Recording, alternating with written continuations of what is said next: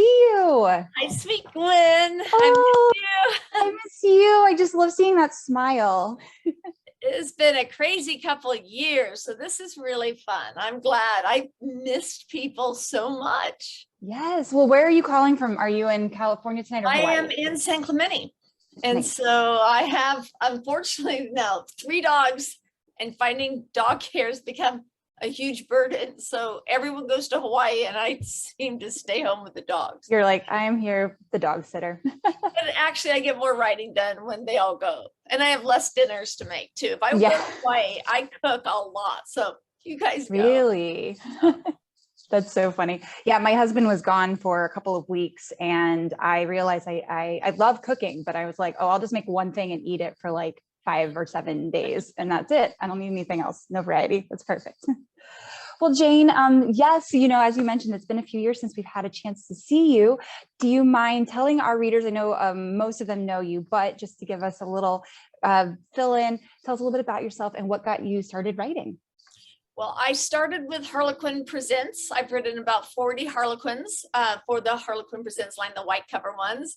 And while I was writing those, I think I was on book 10 or 12, I ended up going through a divorce and I was married to an alpha. And I thought, I don't want to write about an alpha right now. And I didn't really think Ever After always worked. So I started writing kind of that chick lit, women's fiction, but strong romance.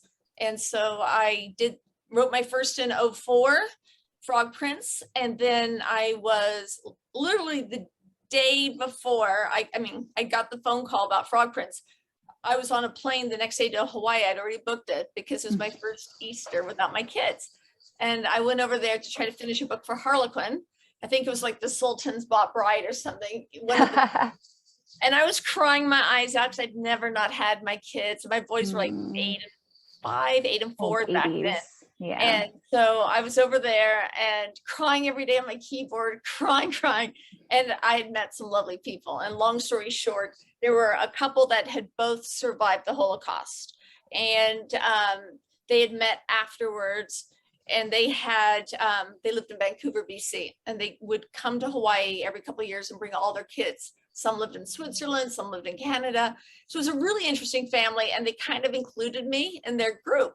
So towards the end of the trip, I heard one of the women say, "Thank you, Ty." And so I looked up because I'd been sitting next to them and there was a surfer that walked in with a little girl taking her back. And I didn't cry that day. I just was like, wow, he's hot.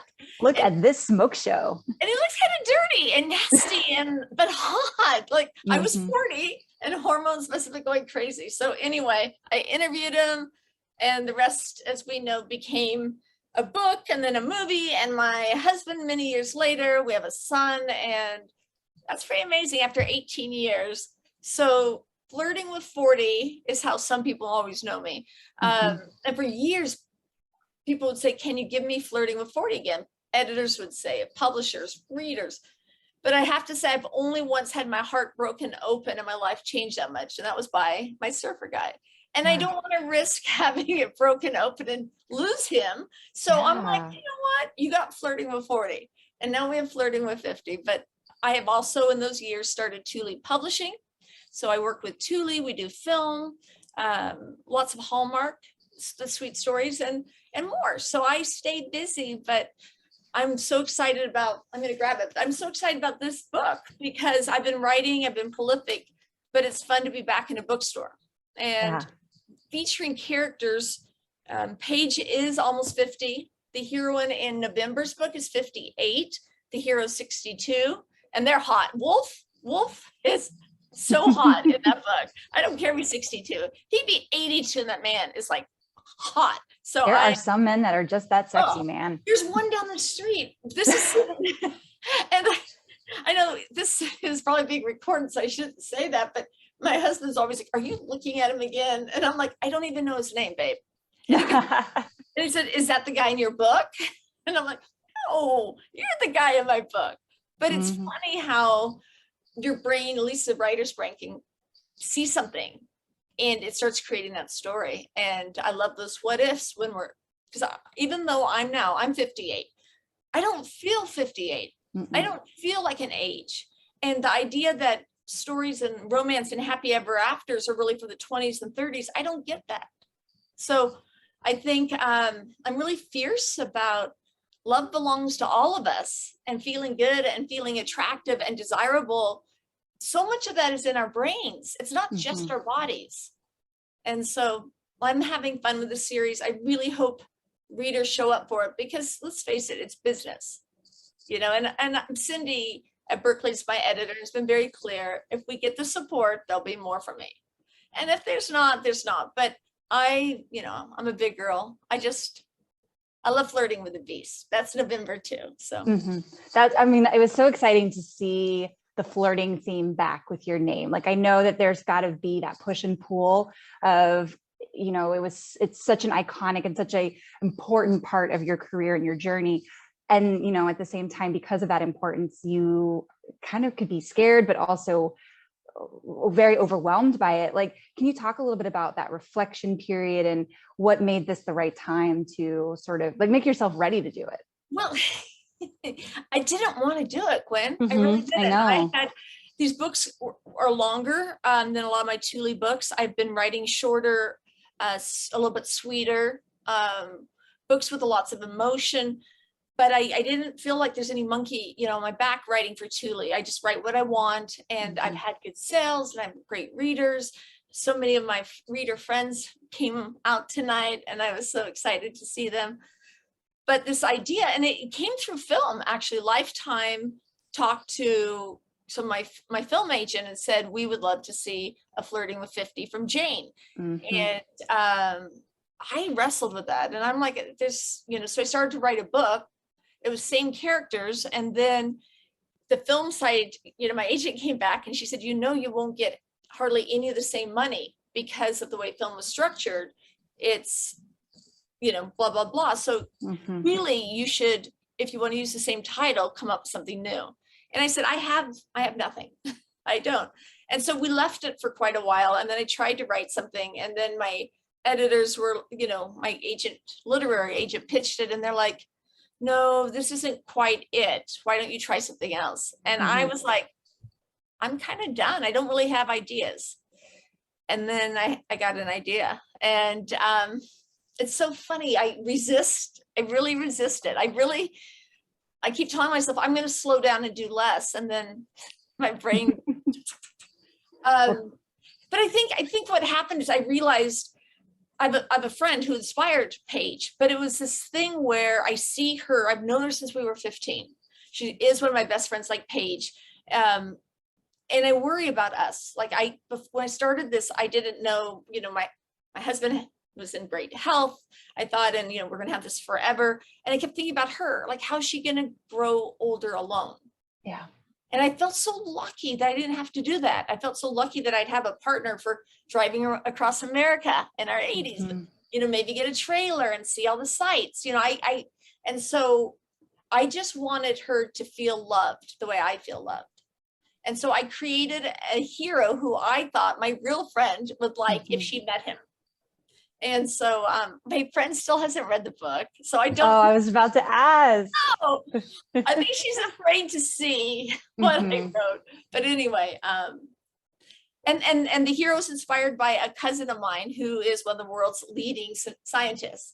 He's a leading epidemiologist. He travels all over the world. He works with every big university. And he's so lovely and charming. He's English, not Australian. But I just saw him at our family retreat in Idaho, and I was teasing him like, you're my romantic hero. And he's like, scientists aren't romantic heroes. And I said, well, you really inspired a lot. And he goes, well, he was just blushing and blushing. And he said, don't let any of my scientist friends hear, I would never live it down. But I realized later, I always write about books and book girls. And so for me to write about math and science people was so out of my comfort zone. Like, I don't know, like my older brother's a business professor laughed because he says, you can barely do math, Jane. You're like, I'm a writer for a reason. He goes, what do you mean you're writing about statistics? What do you know about statistics? I'm like, well, Tom, fill me in. So Sorry. I was about to say, did you get to have like, did you just pick Tom's brain when you were creating Jack and just like be like, okay, I like these parts, I don't like these parts? Well, I talked to my cousin a lot, cousin-in-law, Dr. Dobson is his name, Andy Dobson, and I interviewed him a ton. I studied almost everything he wrote. He's written hundreds of journals and articles, and he's been published. Because that's a big part of when you hold a doctorate. You're always working with your grad students on getting them published, co-writing papers. And he's done tons of work in Tanzania, like the book. A lot of work in Montana, but I made up my whole Montana scene. It wasn't what he's done because he works with wolves there. But anyway, when that book was over, I thought, why did I wrestle so much? Why was I so afraid? And because I was afraid. I was afraid that I couldn't maybe deliver a longer story for readers anymore. I was afraid that traditional publishing would be disappointed in me. There's a lot of voices that get in your head. And I love story. I'm a reader before I'm a writer. And so I kept having to like say to myself almost every day, when you're reading a story, you're not criticizing it all the time. You're just enjoying a story. Just write a story. Yeah. Because it is scary to think it's that so scary.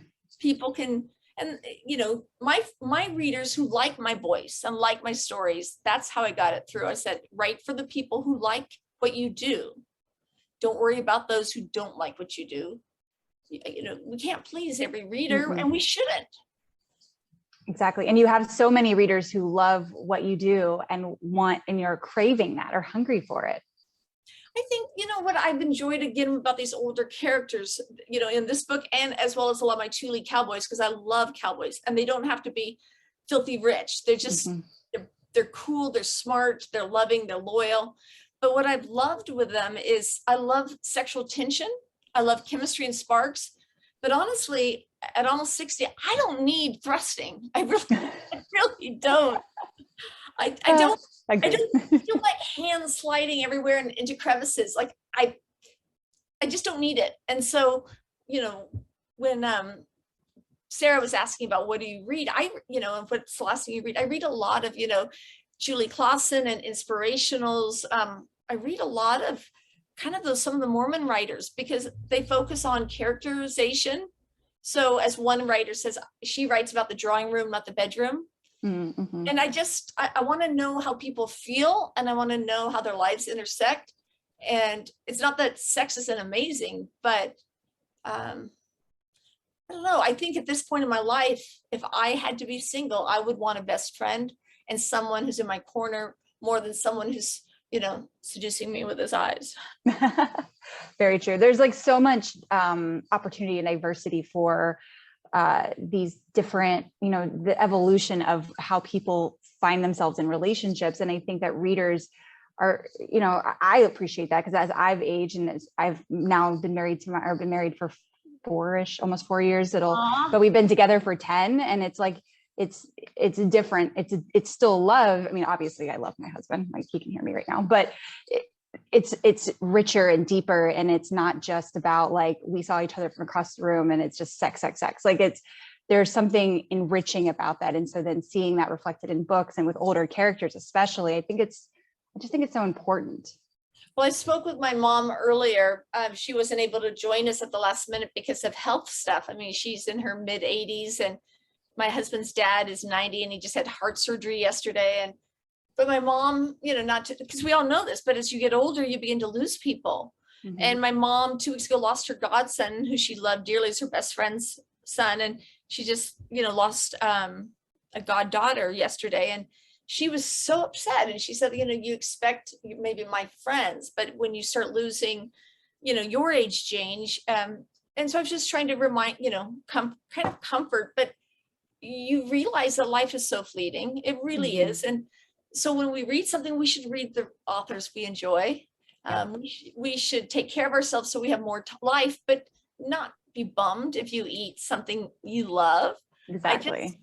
I just feel like it's focusing for me every day on all the good stuff. Because, my surfer guy, I really thought we would have one life and we might have a different one. And trying to wrap your head around that has made story more important to me. I want to be uplifted. I want hope. And I've been doing some book events with, more kind of literary fiction writers, historical fiction writers. And I don't want my characters so tortured that at the end, they're just glad to see the morning light. Like that's, a lot of us live lives like that. It's hard. We lose people and then you're alone with your grief. And I thought, no, romance to me is so important. It's redemptive, it's hopeful, it's healing. I think what we do and read is really magical. Absolutely. As one of our book club members, Rochelle, would say, she's here for the happy. Bring on the happy. Yes. Me too. So, all right. So we talked a little bit about Paige and Jack's story from Flirting with 50, but then you also mentioned that you've got Flirting with the Beast as well, which I did not realize are connected. So tell us a little bit about what we can expect. There's a series of 3. I'm just wrapping up Flirting with Fire. That will be in a couple of weeks. And they're all women who know each other from Orange County, or they know each other. So Andy, if you've read Flirting with 50, she's the secretary to the math chair at the university. And you see a snippet of her in Flirting with 50, still kind of grieving, her husband's death, who had died 4 years before. And she goes to spend kind of like Christmas waiting for her stepson to show, and it opens where they just get tangled up. And she's really kind of devastated. It was the first Christmas she decorated after her husband's death. And if you've gone through something huge, facing Christmas is always hard, and trying to recreate Christmas. And so when things fall apart, she heads up to her cabin in Lake Arrowhead, which is in the San Bernardino Mountains. And that kind of got inspired because my husband and I bought a cabin, in January 2020. We've spent ever since working on it. It's finally livable. But we were up there one time and the snow was so deep. I mean, you were walking and you'd sink up almost to your hip. It was impossible. And I thought, it's like as if they're real people. This is where Andy is stuck with Wolf. And so stuck in snow, picturing them, their cabins being next door, and they're kind of frenemies. Not because she wanted this, but her husband, Kevin, and Wolf did not get along. And they really went at each other, and it put her in a very bad spot. So she's up there for the first time in a couple of years, and there's Wolf, and then there's Snow, and they both have their own cabins, but stuff happens. And I love Wolf because he's like to me, like a typical Jane Porter favorite hero who is a bit battered. He hasn't had his happy ever after yet, and he's made mistakes, but he's more mature. And so I love that he gets to have more life and more hope and more love. And he's just right for her. They're so different. I think, a lot of people thought Paige and Jack were very alike. Well, I don't think they were that alike, but in this case, Wolf and Andy's very kind of maternal and soft. She's loving. She's like a peacemaker. And Wolf is a former special forces op with like the Marine Corps. Back before they had MARSOC, he was that. And so, and he admits, like, his marriage suffered because of it, and his family life suffered because of it. And so, the book kind of opens at Christmas, and then the epilogue returns to Christmas. But it's, I don't know, I love that one in part because there's 2 characters who needed love so much. And they needed each other, even though they don't want to really like each other. Right. And then the last one is set more in Cambria, which I really struggled with it. And then I thought, just have fun again. I get in my head sometimes. Got to remind yourself to have fun. You have a fun job. Because if I'm having fun, readers have fun. And my hero in that one, Max Russo, is hot. Like you can tell I like hot guy. But I'm seeing a theme. he's like an actor that's walked off of Yellowstone, super rugged, and he is an actor. And my heroine you see in books 1 and book 2, that's Margot, and the actress who'd been in Broadway. And I don't know. There's something magical about older characters who know themselves. And they're not sitting around putting their hand on their stomach or wondering if they look fat. They just are there. And so the dialogue is different and the plots are different. And I didn't even realize this until you're writing it and you realize it's just so freeing. They're just mature. Oh, that's so cool. I love that so much, Jane. All right, well, we're going to switch a little bit for the last 10 minutes before I open the floor up to our readers.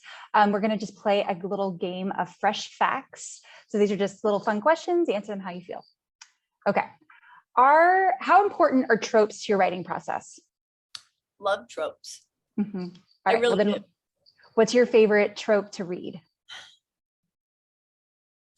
I almost like that kind of tough alpha with that sweet governess or something. I mean, historicals are my thing because they're not contemporaries. I write contemporaries, but I really love, again, almost the plain girl, the girl next door who's really hasn't had the fairy tale. And I love it when the good girl wins and she doesn't have to be, she gets accepted for herself. And I think in part, I didn't realize why I like that, but so much I felt nerdy my whole life because I'm legally blind and wear big glasses a lot. And about a year or so ago, my husband said, Jane, you are so nerdy. So nerdy, you're cool. I have never met anyone who's a bigger geek and yet you're like so cool now. And I'm like, hey, for those of us book girls. So I think there's that, I love that book girl feel. That's a hero one, but I love it paired with the bad boy, the motorcycle rider, you know.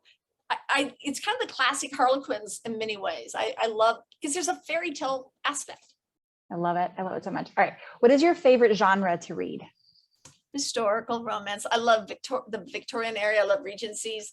I love reading books set in India. I want it. I think there's so much noise in America right now. I just don't want to be in our culture. I really don't. I want to run away. I mean, fair. As I always say, books allow us to escape and get away from everything that is happening in our lives currently. Yeah, it is. All right. Well, what is one genre that you'd never want to read again?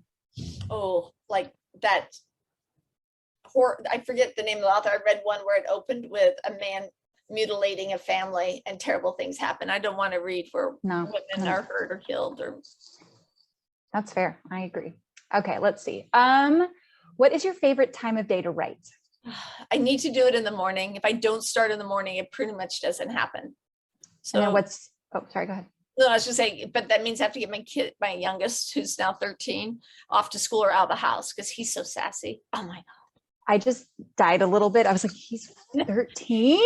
Ruthless. Oh, he's a baby gurney alpha in training. And oh my goodness. He doesn't serve. He's not athletic. He's brilliant, but he's a nerd like his mama. That's it. He's a nerd like his mama, but with his dad's swagger and humor and take no prisoners. Like, I'm like, how does a nerd do this? Like I'm obliterated and I'm tough. You made like a very lethal combo. I always want to say I'm a mom, but I want to take me out of here like that celebrity show. Like I need to go somewhere soon. It's a lot of boys. I have to be, we have to speak about the fact that you are totally a boy mom. And they've all bought dogs and then they all leave. Dogs and boys and dogs. But that's why girls and book girls are my favorites. It's like, thank you, Jesus. Like, I just want to sit in a corner and read and be quiet and have lots of thoughts about everybody around me. Have a civilized lunch or tea. I mean, that's why when I, reached out to you and Sarah, I'm like, let's do a tea. Let's be ladies, not because I need to be, but just nicely behaved human beings with me. Absolutely. Exactly. Reason to put hard pants on. What is your favorite time of day to read? Oh, I always read before bed for probably an hour and a half. So if I go to bed, late, I'm still reading. Like last night I was reading till 12:30 because I didn't get my reading time in. But if I could, I would start reading at 2, 3, 4. In fact, back when if I get a lot of writing done, I hide somewhere with my book and let everybody think I'm still writing. Mm-hmm. Tell us a little bit about your writing day. Because I have Thule, you know, I only often get like half day to write until the last 2 or 3 weeks on a book. So I write, and then I do Thule, and then I write some more. And then in the evenings is generally when I go do, you know, lots of emails, catch up. But it's try to quiet my house, get all the dogs quiet. Usually they're on the bed or somewhere. And I need music sometimes. I need a candle. I need a hot tea. I need a routine. And every now and then I'll feel like, why am I struggling? I'm like, oh, you're not listening to Brain FM, or you don't have the right sound on. But it's really almost like it's almost meditative for me. I didn't struggle that much in my 30s. It's really now as I've got in early 50s and later. I think me and menopause were not friends. It's not good for my brain. You also just have a lot of balls in the air though, Jane. Like, to be fair, you have a lot going on in your life. Yeah. But you know, that's why I maybe one of the reasons I took, you know, these contracts with Berkeley. So my agent first said, hey, Cindy would like that, and she'd like a second one. And I'm like, oh, okay. I was nervous about one, so 2 freaked me out. Then she came back, oh, great, I got you even more money because we're gonna do 3. And I was really scared, but now I'm so glad because I needed to be pushed. I needed to get out of a comfort zone because I really respond to challenges. And just like somebody was saying, what would you do? As I get towards 60, I'm hoping next June, I'm taking all my boys to Peru because my husband wants to hike the Inca Trail while he's able to hike the Inca Trail. And he wants me to do it, but I have really bad feet. I struggle a lot. It's just stupid. But that would be something, a dream, if I could train all year so that I could do the 7-8 miles a day uphill. Uphill at high altitude, or take the train. Take the train might be the way. You know what? At least you went. Yes. Well, there's that. Yes. I'm trying to get my sons to sign off and say, Mom, it's okay. You don't have to. But I think that's exciting though. I hope you do get to go. Yes. All right. So speaking of, what is one of your favorite writing fuels? Fuel? Because you said challenges light your fire, but you know, like a snack or almost, you know, coffee, latte. I've been writing better because I realized I have to really watch my sugar and carbs. And so I've been trying to really be careful. I've noticed if I keep my carbs low or no during the early part of the day, I have better concentration. And that's helps, like protein shake. And it's just, I do that like peanut butter on toast after I'm done writing. I love that. I'm a big fan of the protein shake with a little bit of cold brew in it. And that's like my morning drink until noonish usually. And it's funny how the difference I've really noticed. I think just I get more tired if I eat certain foods, and I'm just less focused. And as you can tell, I'm already not focused. So let's work on that. So you're delightful. Well, it's because I love you guys. Well, before I turn this over to our readers, I wanted to give you an opportunity to tell us a little bit about what you are reading, watching, listening to, and if there was anything leading into your 50th that you wanted to do that was important to you. I'm going to go backwards with all the questions. Okay, let's do it. I have made it a practice to do everything I've ever really wanted as I go, because I think I've shared that my dad died at 43 of a heart attack. And I knew I was 15, and he was a professor, but wanted to be a writer. He wrote and wrote, but nothing was really published. I just knew at 15 and a half, there's not going to be a forever. And so I've tried to take my kids on trips. I've tried to have lots of adventures. I carve time into my year every year, whether it's camping with Ty or doing something, not waiting. So I feel really lucky. Like, I don't want to be hit by a car tomorrow, but if something ever happened, I wanted my boys to be able to say, my mom had the best life. You know, my mom, such a happy mom. And I think that's how I kind of live. I've been reading, I read a lot. I've been reading Julie Clausen and Mary Kingswood. Mary Kingswood is an English author, does the Regencies, some light mysteries. Again, I think because there's elements of faith, at least in Julie Clausen, which I respond to, again, hope. I love Hope. And then I just love all the gorgeous houses that Mary Kingswood, who's a real British author, gives. I mean, everything's these ancient halls, the medieval beams, and like the atmosphere. Because to me, setting is so huge. Setting is another character. So my boys have sucked me into watching stuff I didn't want to watch, but one son has me, my 13-year-old is having me watch Better Call Saul. Love. And then my 23-year-old has got me into the first season of Westworld. Like I feel a little pummeled because those are not my comfort zone. Those are very intense shows. Very, I know. And then I have to go with my sweet inspirational stories.